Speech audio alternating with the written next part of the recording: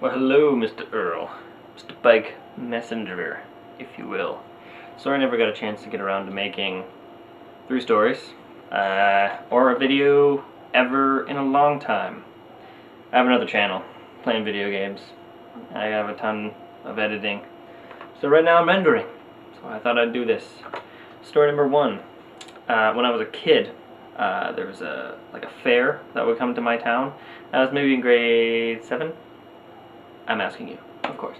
I was in grade 7, and this year they sold stink bombs at the festival, and basically all the kids found out, and first we'd start buying them in. Oh, hello, Skype.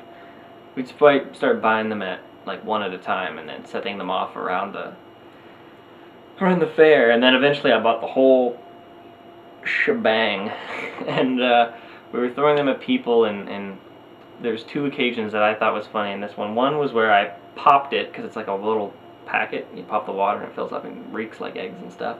I threw one into the bounce, like those giant bouncy houses, over the top, and people started coming out the front of that. It was funny.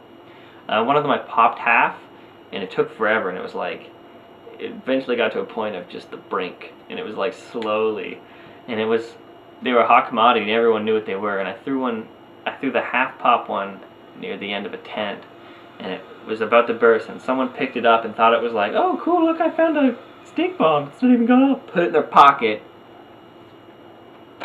right off in the pants.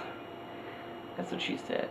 And then another one was I threw one in the lineup for tickets, and a little kid picked it up and said, Mommy, what's this? I turned around because I didn't want to see, because I was so shocked that it was actually happening, and it popped, and pretty much destroyed the kid. The second story is when I was in high school, about grade 10. I'm asking you, of course.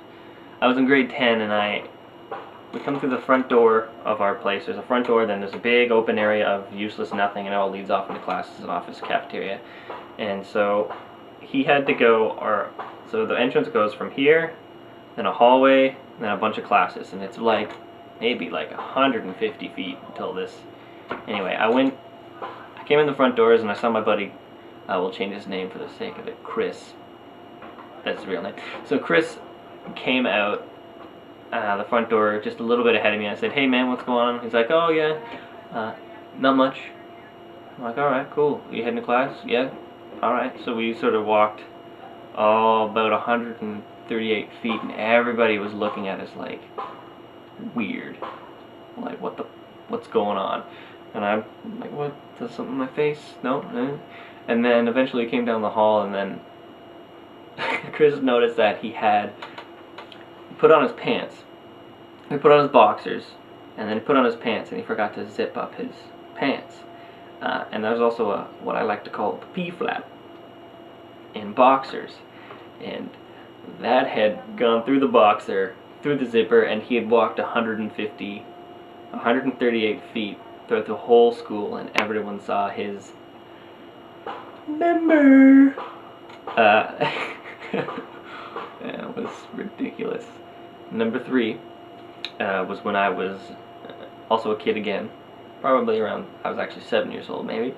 We went to a horseback riding with my family, because they own a farm, and we were learning how to ride horses and everything for the first time. And eventually I was a kid, I was on the horse, I was off the horse, I was poking the horse, and I started to walk away from the horse, and I'd go and eat the raspberries over there, and I come back, and the horse tried to kick the dog.